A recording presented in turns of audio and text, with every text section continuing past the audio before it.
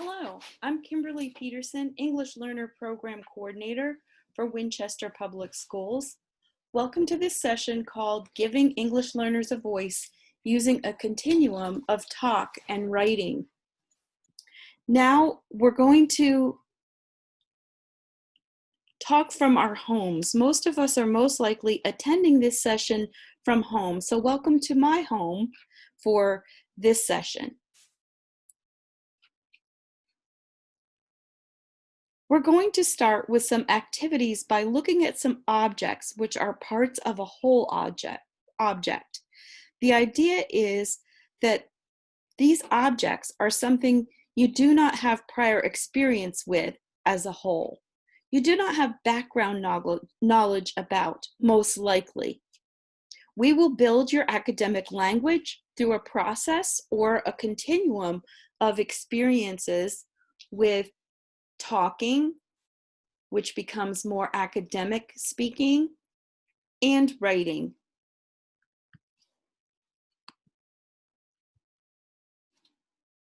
What is the purpose of these objects?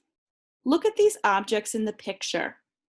Take a note card or a piece of paper and jot a few notes about what you see here. Can you make a prediction about the use of these objects together? How would you use them? Where would you use them? Are they useful?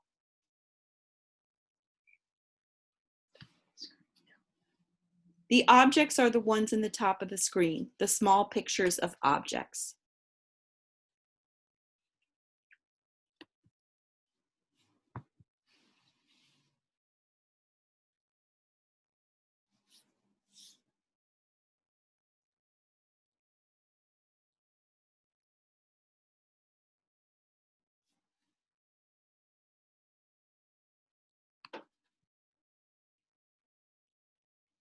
Now we're doing a think, pair, share with a partner about your predictions.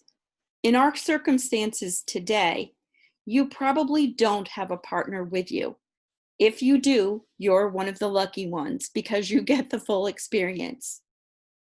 If you do not have a partner, share your predictions with a family member, friend, or even your dog or cat. The best case scenario for our students is that they would be listening to another student's prediction. And as they share, they would be able to take on some of each other's ideas.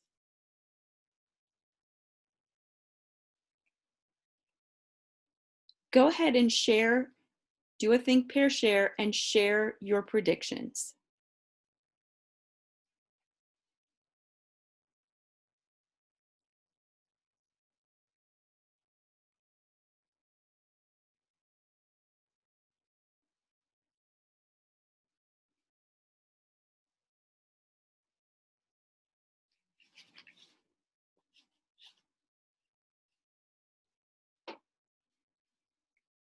In the case of our students, they would be producing these words for the first time to describe the use of these objects, possibly as a whole, and to make a prediction using their own words.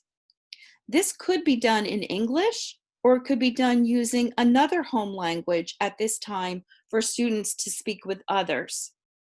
Students who are learning English as a new language may find it helpful to use their home language in higher order thinking tasks, and they may be able to embrace new learning more readily and talk about that using their home language.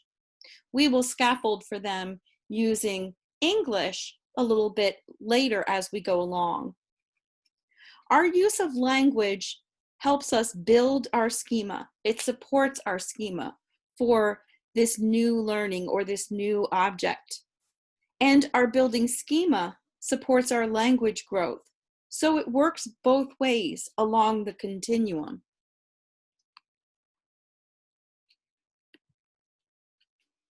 What were your conversations like about these objects? Using some metacognition here, think about the words you had in your prediction. Most likely, these were not academic conversations yet. Because you are unfamiliar with the object that these objects would go together to build, it is unlikely that you would be able to have an academic prediction or description about them at this point. Is this struggle helpful?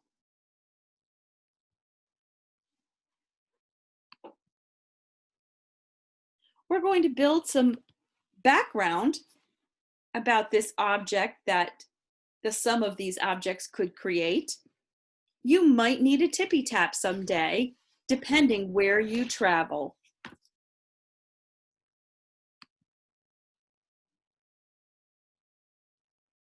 Nyala haja bobo mwami mwabo jigba tete juhu satolia atip tapi hala gagbero geje fa herema ama gbogbo egu ijefa odogwe won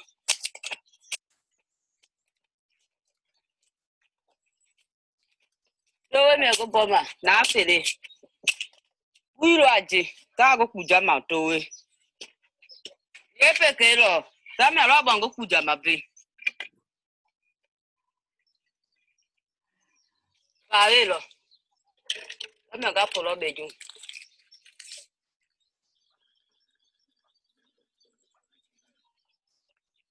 Gbe ga ron jifa. Hala lo be ta gbe ga fa ga ma jo te won ga ge ya.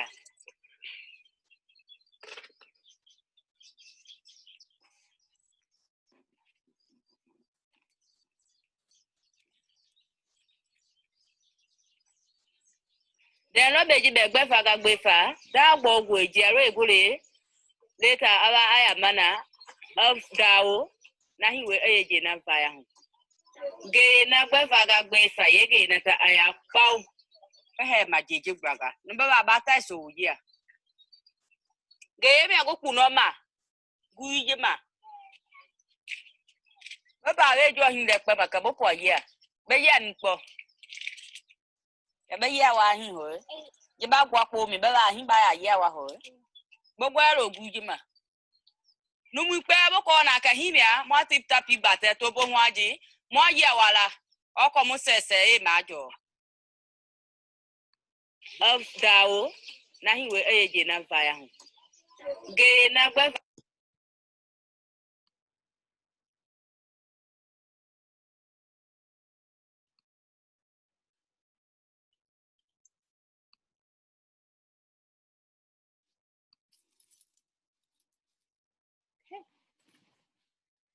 So now we're going to increase language using some labels and some vocabulary and some language, some discussion, otherwise known as discourse.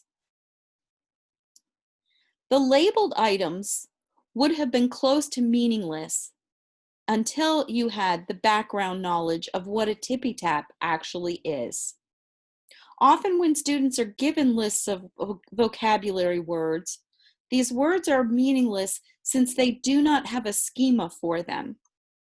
Words studied without background or schema will almost never become part of a student's vocabulary that they can pull out for authentic use in discussion.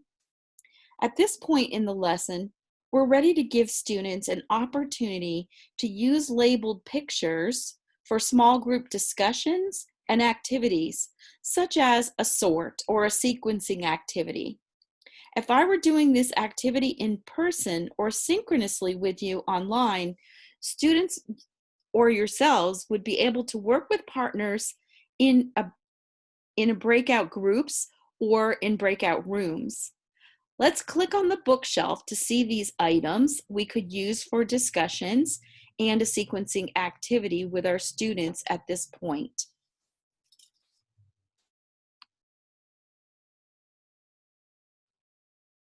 Here are the objects for building a tippy tap labeled.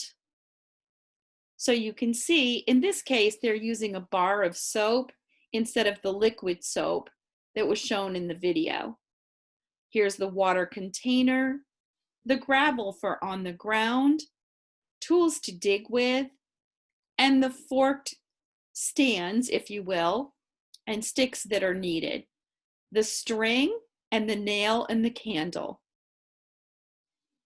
As students sequence the cards, which we would cut apart, they can see how each of these objects are utilized.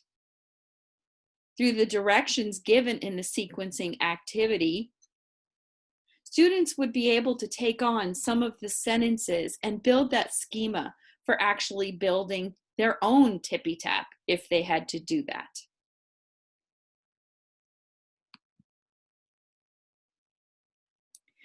In order to give students more words, we could support them with some sentence frames.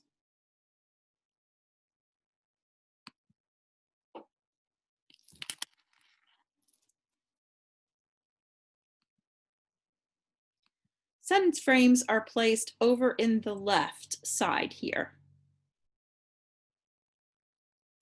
So you can see academic sentence frames to support the beginning of use of that type of language.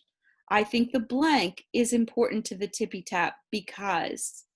I think this would be the first step because. After that, we would need blank. Next comes the blank. I agree with you because blank. I disagree because I think.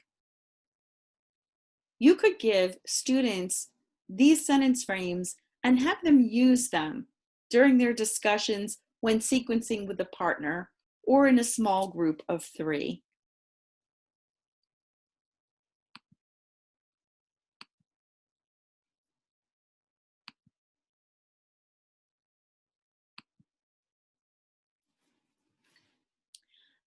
Try talking in the mirror or with a partner if you have one. What do you think about the tippy tap now? Could a tippy tap be important? Why or why not? Take a couple of moments to do that and think about how you would use some of those academic sentences like some of the ones that we shared in our sentence frames.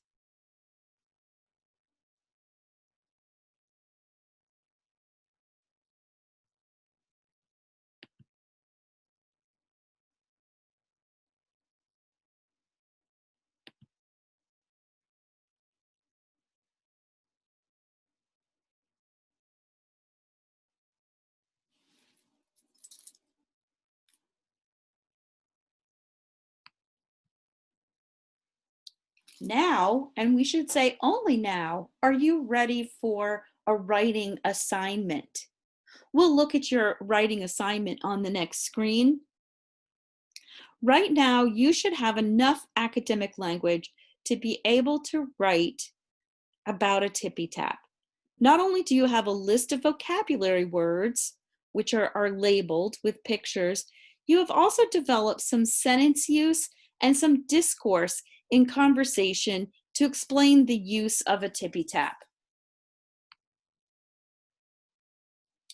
Your tippy tap essay or journal entry states, you are traveling to a village without running water. You realize a tippy tap might be useful for the village, so you persuade them to build a tippy tap with your help. You will need to summarize building a tippy tap and mention the important items needed. You may utilize sentence frames listed to the left of this slide to help you persuade the villagers in your essay.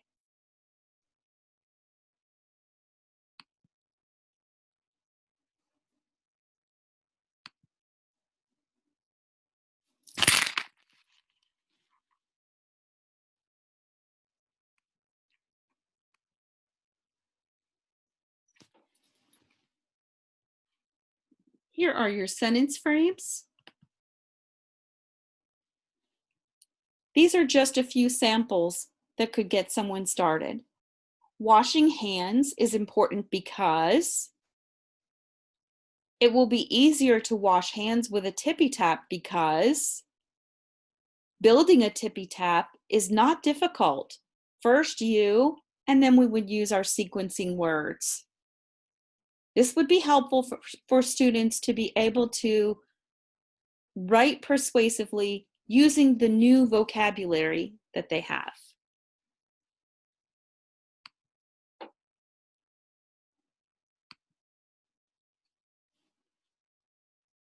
Wishful thinking today, if we could share and compare our writing on the tippy tap, we would see huge increases in our language compared to what we were able to express about tippy taps before starting this continuum process. Think about your students' background knowledge. Many things we would assign as a writing assignment, they have no prior background exposure for. If English learners in particular are not supported to develop the vocabulary and the academic discourse, their writing abilities on many topics in English will remain very non-academic and limited in content. All students may benefit from building academic language discourse through practice, but the supports are vital for those attempting to be writing academically using a second language. Giving credit where credit is due, Pauline Gibbons is a guru in the field of ESL, doing much research. She has developed the idea of this mode of continuum for talk and writing for English learners. Several years ago, she presented using the tippy tap items at a WIDA conference. She describes in detail the mode of continuum in both of her books, Scaffolding Language, Scaffolding Learning, and English Learners, Academic Literacy and Thinking. The mode of continuum, in summary, repeats these 4 steps throughout different learning experiences. Students discuss and explore a topic using their social language first. The teacher builds the background and introduces academic vocabulary. Through teacher-guided reporting or practice, discussion takes place, guided practice time, using the language and building and supporting the language to become more academic in using academic sentences and conversation or discourse. At that point, the students are ready for journal writing or an essay writing assignment, which will contain a lot more academic language because of the building of this throughout this process. Looking at an overview here, I know it's not terribly clear, but the WIDA performance definitions, these are available online. It's a public site for WIDA.com. You can go onto WIDA, view all of their materials, but if you look up WIDA performance definitions, these are their performance definitions for speaking and writing for grades K through 12. On the far left column, you see the English proficiency levels 1 through 5. The language becomes more and more complex as students advance from a level 1 brand newcomer beginning English speaker up through a level 5 who is coming very close to a native English speaker. WIDA describes through their performance definitions 3 areas of building language. Language is built through our vocabulary usage or our word level. It's built through our sentence structures or what they call forms and conventions. And it's built through our discourse or conversation dimension. What linguistic complexity are we capable of?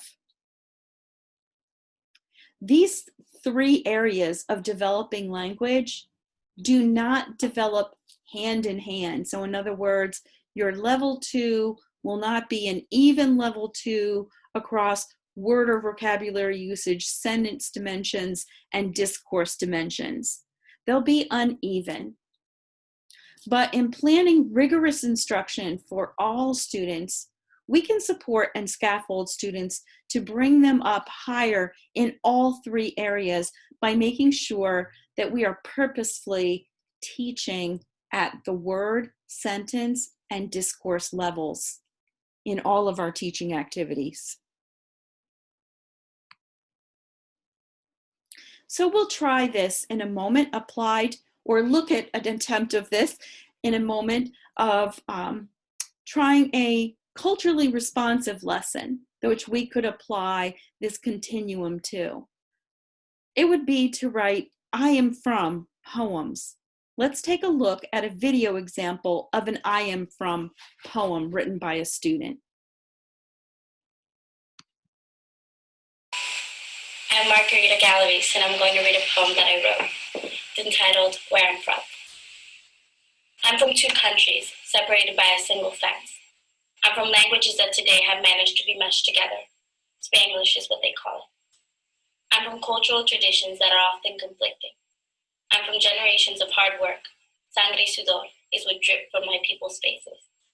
I'm from a mother who crossed the border pregnant para darnos una mejor vida. I'm from the death of my people to fulfill the American dream. From sacrifices that are becoming worthwhile. I'm from a mother with no education to a daughter at a private high school. I'm from people whose only wish has been to see me fail. No va a poder is what they say. But I'm also from people like Glenn Holsclaw, whose kindness has made it possible for me to be here. I'm from a world of broken dreams que solo yo puedo recoger. Y sin embargo, I don't think anyone else can say que tienen el orgullo of being where I'm from.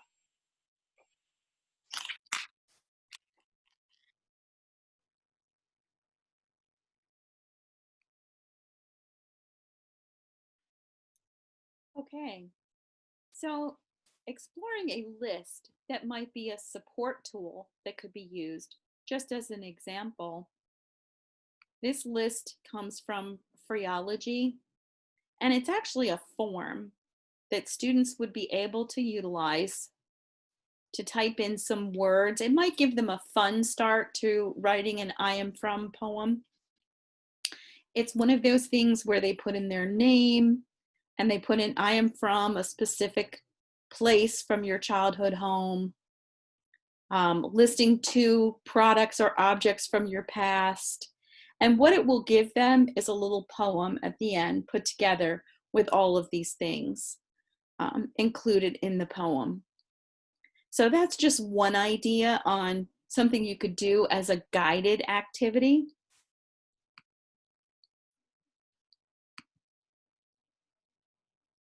So our lesson format for the I am from poem, utilizing the continuum of talk and writing, would be that first the writers would watch videos and listen to modeled examples of I am from poems. Next, the writers would list some things they would want to include from their own culture. At this point, they might play with a format like there is in Phreology. Writers would share these lists with partners and add to their own lists from friends and partners' ideas. Writers expand this list by collecting answers and information to teacher-guided questions such as, I am from blank, in my country, blank, on holidays we blank. Teachers could build on this as much as they wanted. They could send students home to interview a parent or interview a grandparent. Writers craft their own, eventually, their own I am from poems following the same pattern. So as you can see in this example, we would build from really no knowledge of an I am from poem to utilizing some of their academic terms for this topic to writing independently.